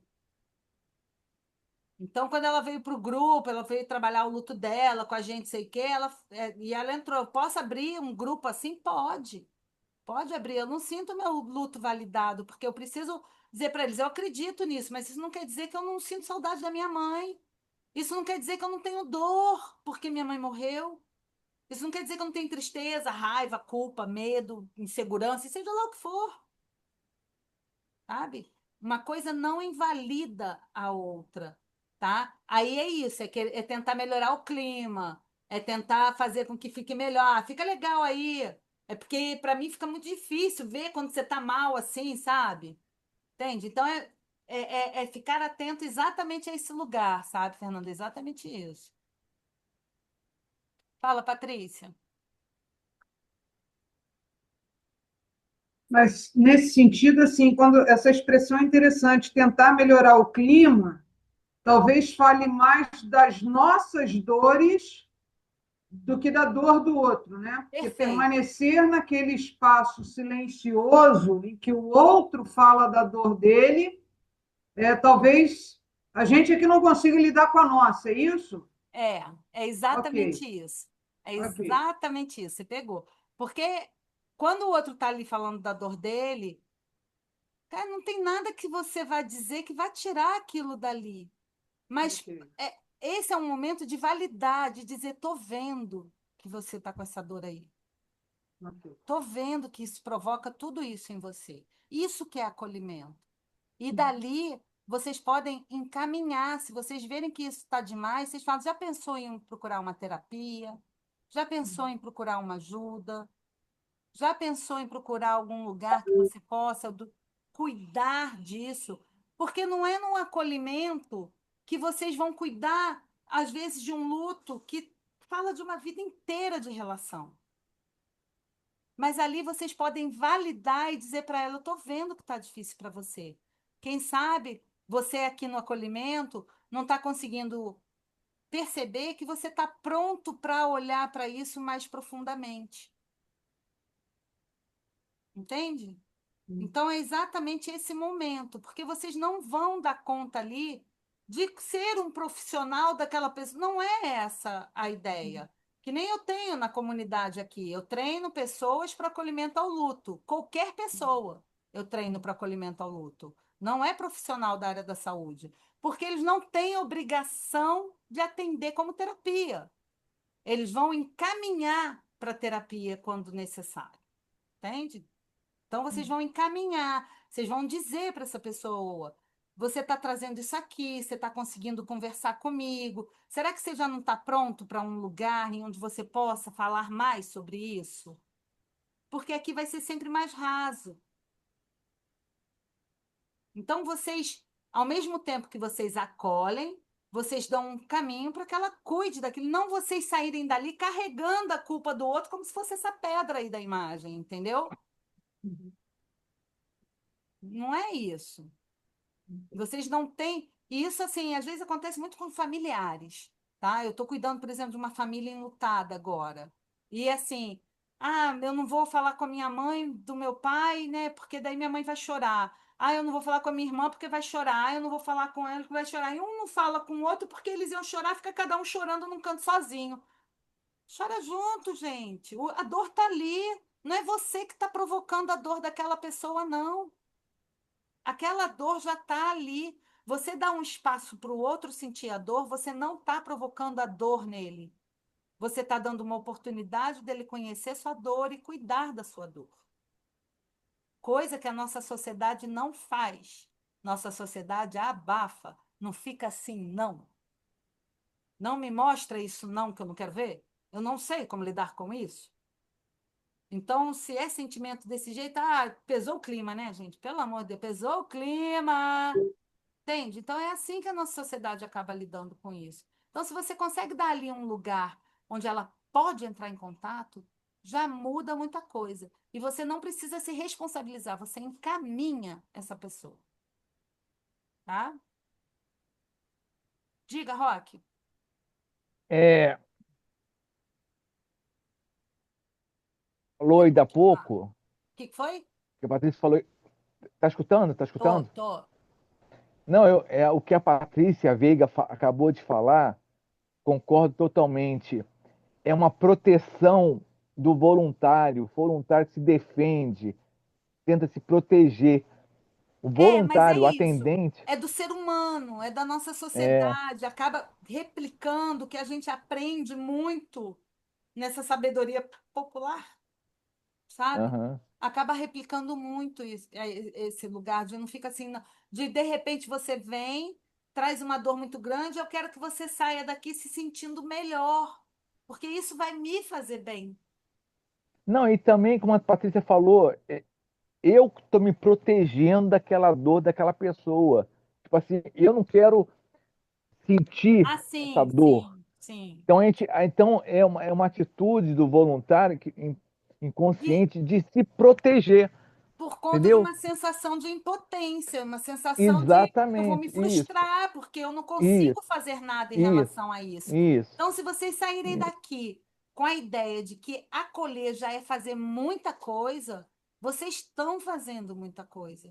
exatamente. Você Acolher é dá fazer um muita coisa. espaço para o outro usar para ele. Isso é acolher, não colocar você lá, mas Exatamente, você está ali para cuidar de um espaço para aquela pessoa exatamente, e de dizer para ela que você está vendo a dor dela junto isso. com ela. Nossa, isso tem um poder incrível, Pô, incrível. incrível. O Dadá, e é Diga. uma coisa interessante, no nosso caso, aprender a fazer isso com a doutrina espírita. Porque a doutrina espírita ela já traz esse lugar do conforto, né?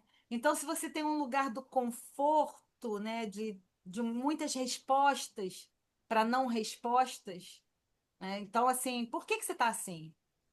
Porque eu estou em luto, porque eu sinto falta, porque eu sinto saudade, né? Porque tem um vazio, um buraco gigante no meu peito. É um desafio, Leonor. Nossa, totalmente desafio. estamos nós aqui, né? Nesse desafio. Por isso que a gente vira e mexe, fala da importância da capacitação em diversas estratégias, né? Exatamente, exatamente. E aí, gente, o que que é importante nesse espaço? Não tem nada de errado você ouvir aquela pessoa e querer falar alguma coisa com ela, tá? Mas checa se faz sentido para ela. Descobre se é para você ou se é para ela. Checa. O que que é checa? Posso dividir com você algo que é meu? E aí você vai pedir essa permissão, vai dividir com ela e vai checar. Fez sentido para você eu dividir isso? Vocês entendem? Não é que o que é de vocês, em nenhum momento entra ali. Tem momentos que tem algo tão grande aí falando, poxa, queria muito falar sobre isso. Dá atenção para isso. E pede licença. Posso colocar algo meu aqui? Esse espaço é teu. Você tem muito respeito pelo espaço que é do outro. Então, você vai pedir, primeiro, uma autorização. Posso dividir com você algo que é meu? Posso dividir com você uma impressão minha? Posso falar para você o que eu estou vendo disso tudo que você está me dizendo? Tem várias maneiras de dizer isso. Mas você pede uma autorização para o outro para você falar algo que é sobre o que você quer falar, sobre você. O que você está achando que é aquilo que você está vendo ali. E aí você vai checar com ela. E tudo, tá? Desde lá do visibilizar. Parece que eu estou vendo que tem muita culpa aí. Eu estou checando. É culpa que eu estou vendo, por mais óbvio que seja. Parece que tem muito medo aí. Que medo é esse? Eu não posso tomar nada como óbvio. Eu não vou partir do princípio que eu já sei sobre tudo que aquela pessoa está falando para mim. Eu vou checar. Ela disse, eu estou com muito medo. Eu vou perguntar para ela, medo de quê? Eu não posso ter certeza do que ela tem medo. Vocês estão entendendo? Dessa maneira, eu cuido do espaço que é do outro. Porque senão eu começo a ir para um lugar, eu começo a perder de novo o outro de vista onde eu acho que ele está e ele não estava lá. Então eu vou precisar checar. Eu estou entendendo que você está me dizendo isso, é isso? Checa. Sempre que você quiser, checa, tá? Não é que você não pode abrir a boca e falar nada. Mas toda vez que você falar, você vai pedir autorização para colocar algo que é seu e vai checar algo com a pessoa também, sempre que você quiser, tá? E não tem essa do óbvio, né, Dadá, quando você Não fala em tem, sentimento, em dor. Não não tem, tem. mas é óbvio que. Não, não tem, eu aprendi que não tem óbvio. Ô, Cada um Fernanda, é uma vez um, eu tive uma cada dor é uma paciente. dor. Exatamente, não tem. Ó, o exemplo é o seguinte: uma vez eu tinha uma paciente no hospital, que era uma senhorinha, que já estava ao final da vida, né? Ela já estava ali, bem, bem ruizinho. O filho ia visitar sempre ela, estava sempre ali com ela. E um dia foi o neto lá, não sei o quê, e aí ligaram para a sala da psicologia, eu trabalhava no hospital nessa época. Ligaram para a sala, psicóloga, vem aqui ver, porque a senhora do quarto tal acabou de falar que está com muito medo. Tá bom, vou lá ver o que que é, né? Passo primeiro lá, falo com quem me chamou, o que que é. Não, porque ela me falou que tá com muito medo. E aí, né? A gente sabe, final da medo da morte, né? E tudo mais. A gente pensou em chamar você, conversar com ela. Tá bom, vou lá. Entro lá. Boa noite, sei o quê. Minha filha, não sei o quê. Começa a me contar. Que tô com medo. A senhora tá com medo de quê? Meu neto acabou de sair daqui, essa cidade é tão violenta, tô com medo que ele não chegue em casa, fiquei nervosa. Aí as meninas viram que eu estava nervosa, perguntaram o que que é, eu falei, tô morrendo de medo, tô com medo. Não era da morte, não, gente. Ela estava com medo da violência, do neto que ia chegar em casa. Eu não posso tomar como óbvio. Não posso, eu tenho sabe, entender com a pessoa que é aquilo para ela ali, não para mim. Medo do quê? O que que essa culpa diz para você? O que que essa raiva está te dizendo? Parece que você queria fazer alguma coisa diferente. Faz sentido isso para você? Quando eu pergunto, faz sentido para você? Eu estou checando, tá? Então, chequem, sempre chequem. E repetir o que está vendo sempre. Sempre repitam: eu estou vendo que você está com medo. Eu posso estar vendo tanta coisa nessa imagem aqui, por exemplo. Posso ver raiva, posso ver tanta coisa e eu preciso dizer: eu estou vendo que você está assim. O que é estar assim? Eu vou descobrindo a singularidade de cada um. Está acabando, gente, está acabando. Que eu acho que eu já passei do meu tempo, né, Leonor? Mas eu acho que precisa ir até o fim, né? Eu vou, está acabando, gente, está acabando. O primeiro é o mais difícil. E aí a gente no terceiro passo é assim, ó, conseguiu ver? Conseguiu validar? Agora você vai incorporar aquilo dali, você vai se apropriar daquilo dali. Tenho medo, sim, tenho culpa, sim, essa culpa é minha, esse medo é meu, esse sentimento ele é real, é você. Isso dá uma sensação de não estou ficando maluco, dá uma sensação de eu posso cuidar do que eu sinto. Ele é real e é seu. Quando você valida para a pessoa: eu estou vendo que tem muito medo, eu estou vendo que tem muita culpa, eu estou vendo que você está assim, a pessoa quase que toma um susto. Isso é real, é meu. Quando isso é real e é meu, eu vou começar a olhar para aquilo cada vez que aquilo aparecer e vou aprender sobre aquilo. Eu vou contemplar cada vez mais, eu vou começar a conhecer de vários ângulos a minha culpa. Estou me sentindo culpada de novo. O que está aqui? Então ele começa a flagrar, é um exercício de você começar a ficar atento a você mesmo e conhecer aquilo que está ali e que é teu. Porque só assim você vai conseguir, de fato, conseguir cuidar daquilo. Você precisa primeiro conhecer para poder cuidar. E está enrolado aqui. Então, é importante você poder aprender a conhecer para cuidar. E aí não importa o que você sente. Não importa qual é o sentimento. Não é errado sentir o que você sente no teu luto. Só você sabe o que é um luto para você. Então, quando a pessoa vem com muitas dores, muitos sentimentos, muitos sofrimentos, não só por luto de morte, você pode dar um espaço para ela sentir o que ela sente. Isso ajuda ela a regular, tá? E aí o quarto passo, ele é o você psicoeducar, você expandir, você ensinar para o outro aquilo que você aprendeu sobre você. Eu sou uma pessoa que me luto tendo culpa. Eu sou uma pessoa que no meu luto eu tenho raiva. E aí vai, o sentimento que você tem, você aprende que não é errado você ter aquilo dali. Não importa, é teu. E eu vou ensinar para o mundo agora. Quando você falar para mim: não fica, não fica assim, não se sente culpada, não. Eu vou falar: olha, talvez nada que você diga vai tirar a minha culpa. Porque ela está falando do quanto eu queria que a minha filha estivesse aqui. Como que eu queria fazer alguma coisa diferente. A pessoa passa a poder ensinar o mundo de dentro para fora. Eu aprendo com o meu luto, eu me aproprio do meu luto e ensino para as pessoas. E quando eu ensino, eu posso ensinar tudo que eu aprendi. Lembra as nossas ferramentas aqui? Eu posso ensinar também. Porque eu passo a ser referência para outras pessoas enlutadas.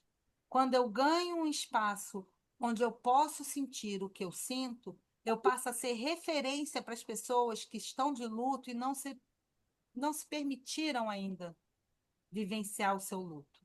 E eu posso dizer para ela: olha, não tem nada de errado. Luto não é só tristeza, luto é um processo de adaptação. Talvez você vai sentir isso todos os dias. Luto é um pêndulo, ele vai para lá e para cá. Tem horas que você está bem e está mal. Luto mexe com a dor física, emocional, social. Você vai aprendendo a ser esse lugar de referência de cuidado do seu luto, entende? E aí pode ser que você alcance o Dada, peraí, passo. Dada, deixa eu Ah, fazer uma pergunta aqui.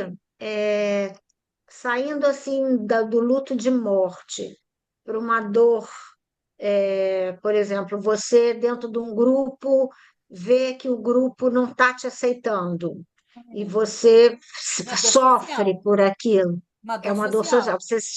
Pois é, você sofre por não estar se vendo aceita, ou porque você chegou ontem e os outros já estão ali há 30 anos, ou porque você é gorda, ou porque você é trans, ou porque você é homo, ou porque, enfim, Geralmente, ah, geralmente você já qualquer coisa traz, que né?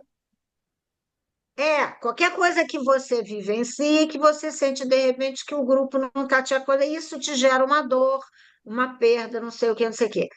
Quando você se apropria da sua verdade, do que você está sentindo, você pode ensinar para o grupo, vê se eu Isso. estou falando bobagem. Você pode ensinar para o grupo do seu sentimento e sensibilizar o grupo para até, de alguma maneira, transformar a maneira com que me trata.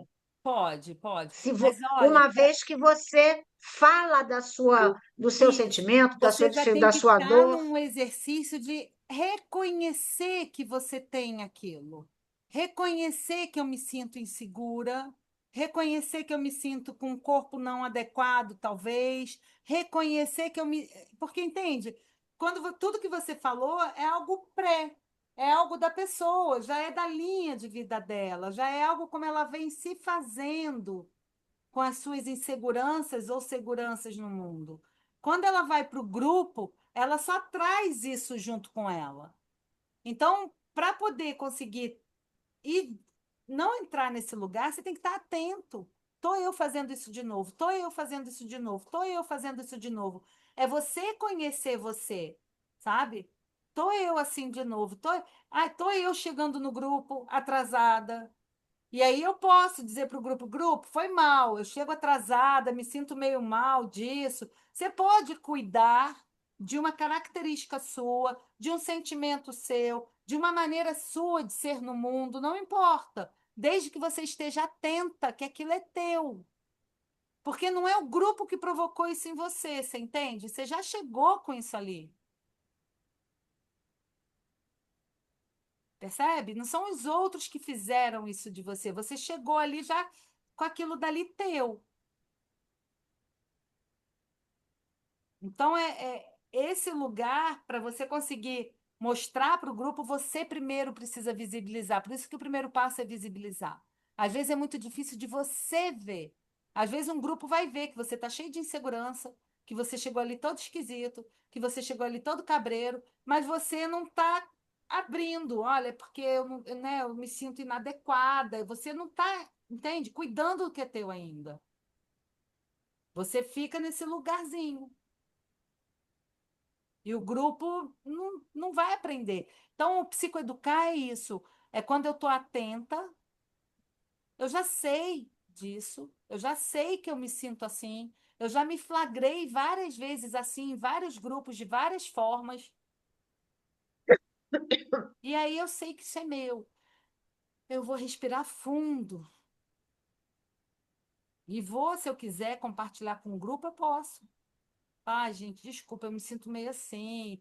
É uma coisa minha, eu estou aprendendo a lidar com isso, mas é uma dor social, entende, Leonor?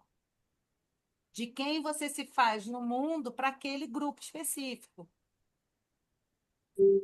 Então, é uma dor social. Respondi? Oh, Te creio respondi? que sim, sim, sim, Você tá aí? sim, sim, sim, sim, Então, sim, vamos. sim. Respondi, está respondido. E aí, gente, vem o Ressignificar. quinto passo, o ressignificar. O ressignificar, ele não é algo que todo mundo alcança. Ele não é algo que também é obrigatório alcançar para se passar por um luto. Não. Ressignificar é quando aquilo vira um propósito para a pessoa, de alguma forma, tá? É, quando você aprende tanto, por exemplo, a olhar para a tua dor, a ficar atento, você já sabe quando você está com raiva, quando você está angustiado, quando você está, sabe, triste. Você já aprendeu a olhar para você e reconhecer em você aquilo dali.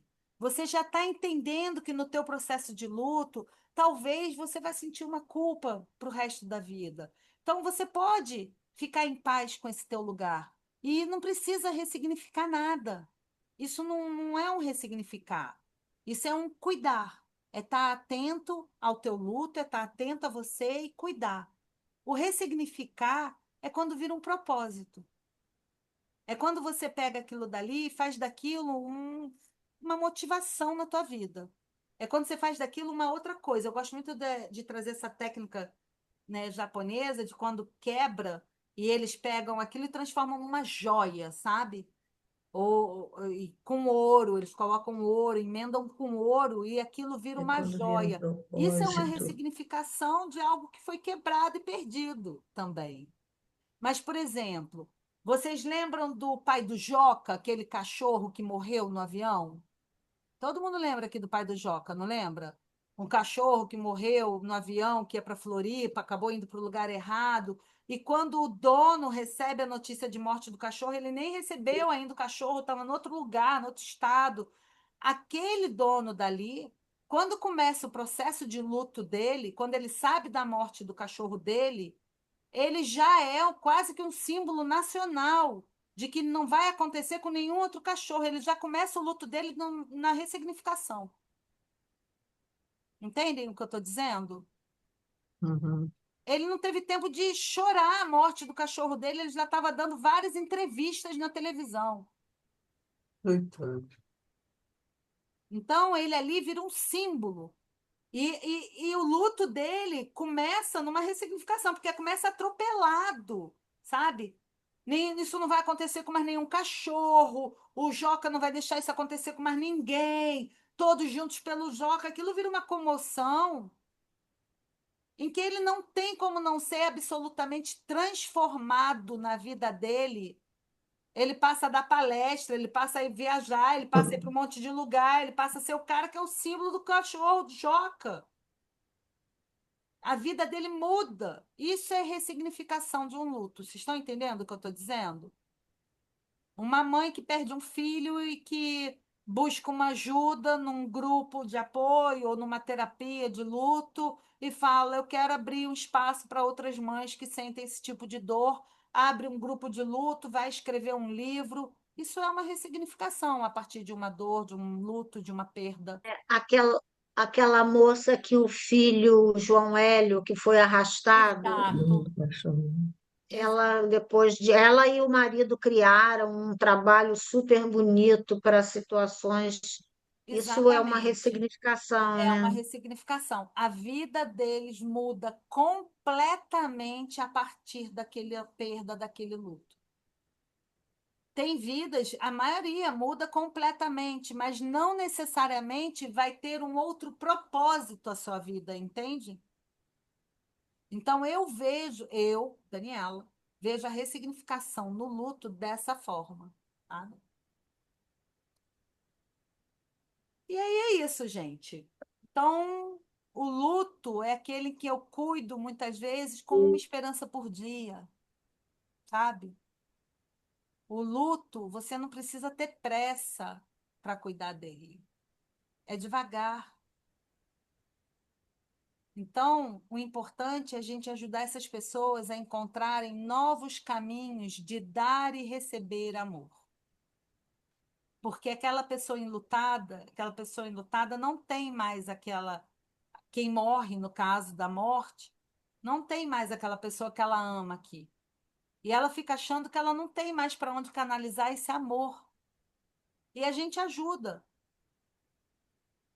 a enviar esse amor para essa mesma pessoa, onde quer que ela esteja, no que você acredita, onde você acha que ela está agora, de que maneira. Quando você pensa nela, você acha que ela sente o teu amor? Esse amor todo, desse choro todo que está aí na minha frente agora? Todo esse amor que você está sentindo, falando dessa pessoa, você acha que ela sente? Então eu provoco, eu gosto de provocar para que as pessoas aprendam a ter o que a gente chama de vínculo contínuo.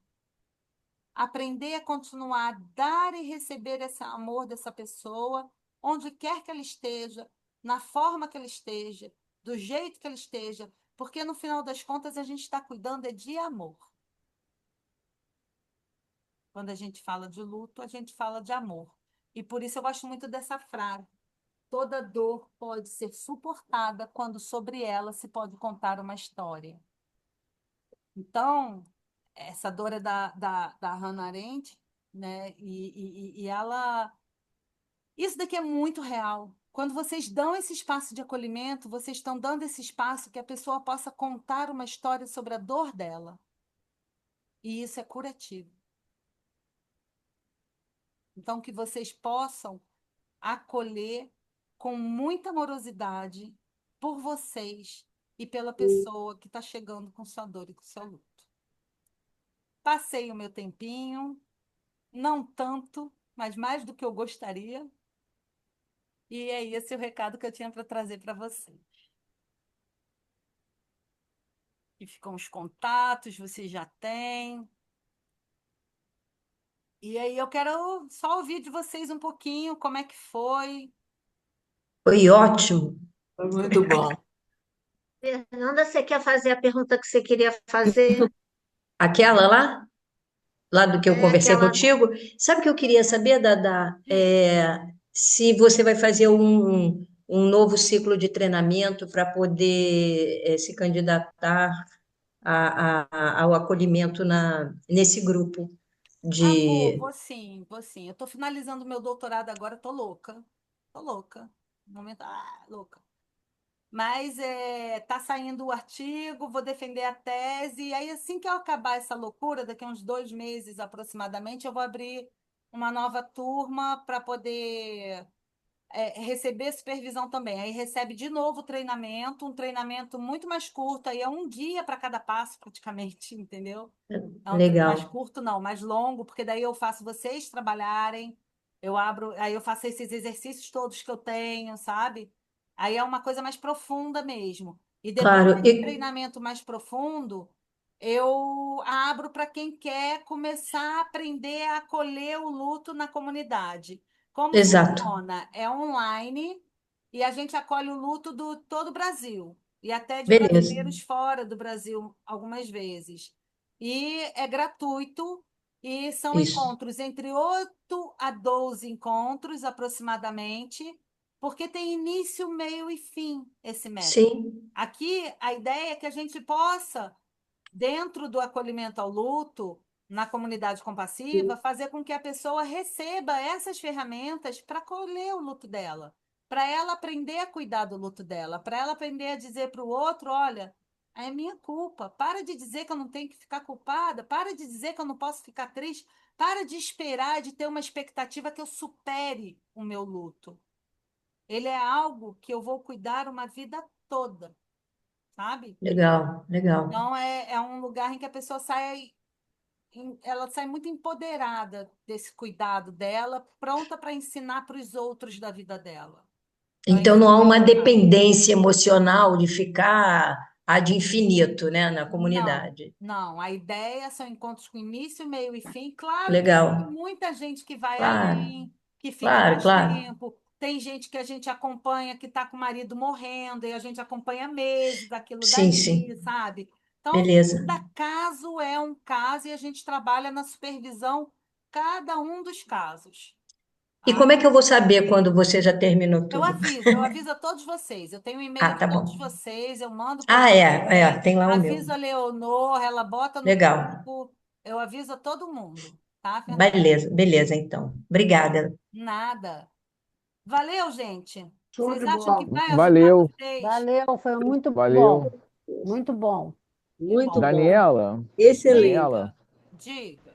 escuta, eu sou voluntário do CVV também. Ah, minha mãe foi Parece que eu estava voluntária lá fazendo, há anos.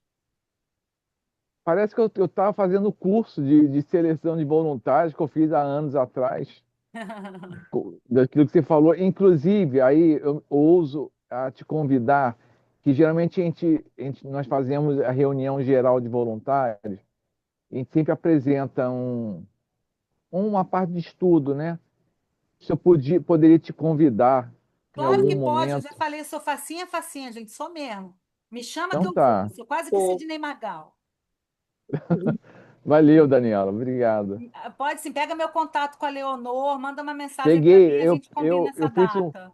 eu fiz um print aqui desse card que Ah, você colocou maravilha. agora aqui, tá? Maravilha, combinado. Pode Então chamar tá bom. sim. Porque onde eu Valeu. puder falar de acolhimento ao luto, amorosidade, luto é amor também, eu vou falar. Pois é, nós temos também o CVV Comunidade, que inclusive naquele caso de Brumadinho, né, o CVV montou um ponto lá, né, Para atender de essas acolhimento. emergências, né? Naquele de Brumadinho tem várias mortes, né? Então, aí o CVV Comunidade, né, trabalha com isso também, entendeu? Tá ótimo. E a, Pode chamar e a sim, questão Roque. Sempre que você achar do. que cabe, fala que a gente combina uma data. Com certeza. Valeu. Valeu, Daniela. Bom, Maravilha, gente. muito bom. Um Muito beijo, bom. então, para todos Verdade. vocês. Se vocês tiverem alguma dúvida, quem quiser participar de novo na quinta, tá? Pode vir Tá. também, não sei, né? Não estou eu aqui falando. Não, Fala pode com a Leonor, mas sim, eu acho que pode pode. sim. Não, pode sim. O link é o mesmo, O link é o só é a mesmo, data exatamente. diferente. Quem Tá? quiser repetir, E fica à se tiver alguma vontade. dúvida, se quiser trazer, eu vou estar por aqui, E, tá Que bom? ótimo. Tá bom. Então, um Obrigada, beijo para Daniela. vocês. Obrigado. Bom Obrigado. trabalho, bom Obrigada, Daniela. Muito acolhimento. obrigada. Obrigado. Tchau. Obrigada. Tchau. Tchau, tchau. Obrigada, boa noite. Boa noite. Boa noite. Boa Obrigado. noite. Tchau, tchau. Vai rolar Tchau, prece? tchau.